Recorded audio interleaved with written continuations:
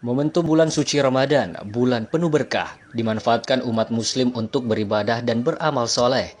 Seperti halnya dilakukan keluarga besar putra-putri KBPP Polri Sulsel bersama dengan Polsek Panakukang dan Fakultas Teknologi Industri UMI Makassar dengan berbagi memberikan paket lebaran kepada warakuari di asrama polisi Panaikang dan Telok Baru Senin sore kemarin. Dalam kesempatannya, Ketua KBPP Polri Sulsel yang juga mantan Wali Kota Makassar 2 periode 2004-2014, Ilham Arif Sirajudin langsung menyerahkan bantuan tersebut.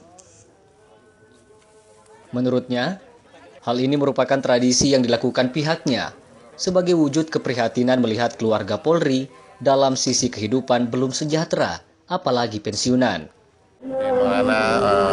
Merasakan bagaimana keprihatinan melihat keluarga Polri itu sendiri dalam sisi kehidupan yang memang boleh dikata tidak semuanya polisi itu punya, apalagi pensiunan dan janda-janda yang ada, janda polisi. Jadi inilah kita merasa terpanggil dan berbagi.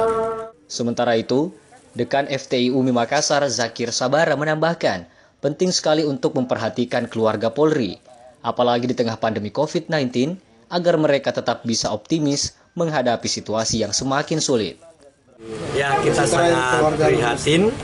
Kita ingin seluruh keluarga besar Polri untuk terus saling asa-asi dan asu, saling memperhatikan di tengah kondisi pandemi COVID-19, agar keluarga polisi pun yang tinggal di asrama tetap bisa optimis menghadapi situasi yang semakin sulit. Penting sekali untuk memperhatikan para pensiunan, makanya hari ini kami bergerak bersama Kapolsek Panakukang, bahkan bersama Dan Ramil, Ketua KBPP Polri Sulsel, untuk memberi perhatian sedikit kepada keluarga polisi yang ada di asrama-asrama.